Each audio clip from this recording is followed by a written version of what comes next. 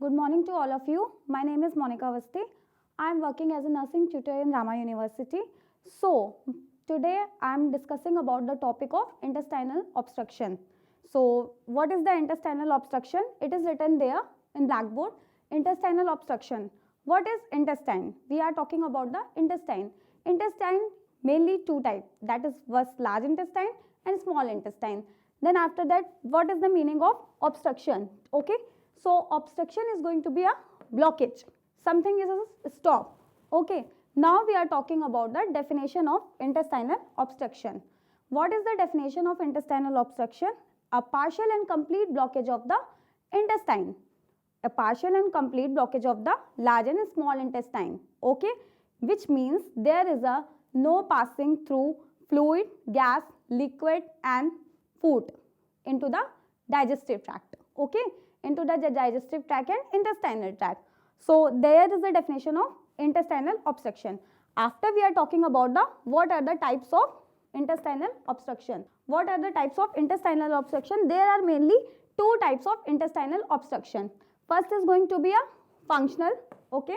Then second one is going to be a mechanical. There is a functional obstruction. There is no physical blockage of bowels. What is the meaning of functional obstruction? There is no physical blockage of obstruction and not moving through the digestive tract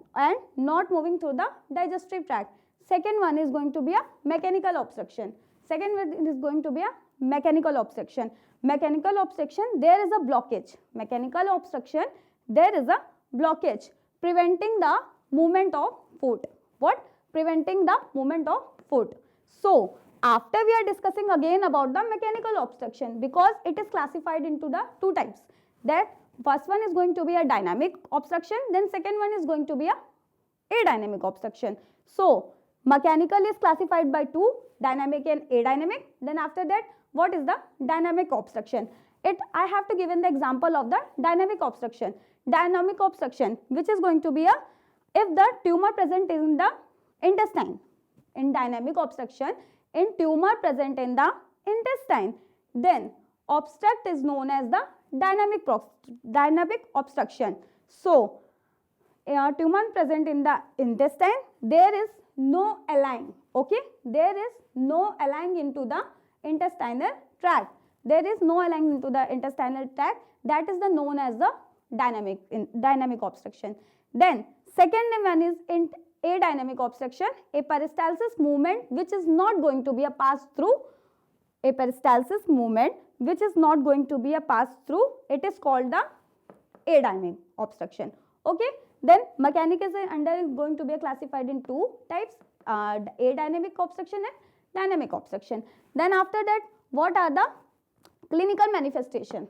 So, what are the clinical manifestation of the intestinal obstruction? In clinical manifestation, first there is a three cardinal signs, that nausea, vomiting and severe pain. Okay. Then there is a cramping of the abdomen. Sometimes we feel the cramping in the, sometimes it is constriction of the bowel movement, then cramping pain, then abdominal distension. So, distension means abdominal distension means, which means is going not bowel through, passes to the content, to the intestinal tract. So, then second one is going to be a cramping pain, okay. Then nausea, vomiting, fever, swelling in the abdomen. There are so many classification of clinical manifestation in the intestinal obstruction. After that, we are talking about the pathophysiology. What are the pathophysiology of the intestinal obstruction? What are the pathophysiology of the intestinal obstruction? There is a pathophysiology, it is written there, blockage in the intestine. So, we are talking about the pathophysiology of the intestinal obstruction.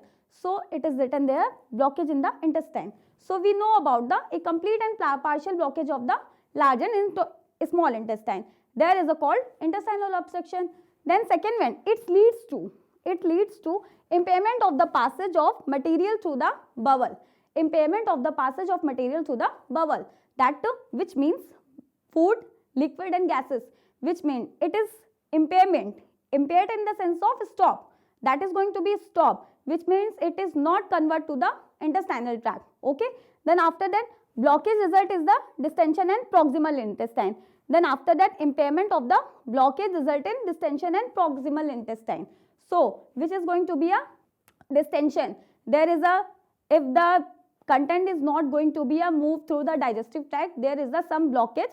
Then after that, the which is going to be a result, blockage result in the distension and proximal intestine. Then after that, necrosis and perforation of the bowel. Then after that, necrosis and perforation of the bowel. Okay. Then there is a last one, systemic, and there is a activation of local and systemic infection, transfection of the bacteria. Okay. Then after that, which bacteria is going to be a cause of the intestinal obstruction? So there is Escherichia coli. Escherichia coli is the cause of intestinal obstruction. Then what are the diagnostic evaluation of the intestinal obstruction? Diagnostic evaluation of the intestinal obstruction, first we are talking about the history collection. History collection, then physical examination, history collection, physical examination, CT scan, MRI, X-ray, then barium enema. These are the diagnosis evaluation and include of the diagnostic evaluation. Then after that, the what are the management of the intestinal obstruction? Management is going to be under of the pharmacological management, okay, surgical management and nursing management. Now we are discussing about the medical management, okay. Medical management in this going to be a, we are discussing about the medical management. So under medical management, first we are going to be a observation. Then after that observation, there is a NG tube. So what is the example of the NG tube? There is a NG tube. When we are going to be inserted to the NG tube, there is a nose to stomach, then is nose to stomach, then which is fluid and gas. It is going to be a air passes material. So after that, the NG tube, then second one is going to be a laxative. We are going to be giving the patient to laxative. Laxative we are going to be a stool softener. Then after that, the bowel enema. After that, bowel enema. Bowel enema is going to the stool impaction, which is going to be easy to pass the stool, which is going to be easy for passing the stool. Then after that, surgical management. What are going to be under that? Surgical management. Surgical management is ileotomy, okay. First one is going to be a ileotomy. Then second one is going to be a colostomy. Ileotomy, colostomy. These are the surgical management. These are going to be a surgical management. Surgical management is going to the, before the patient is going for the surgery. That surgery is going to be a done.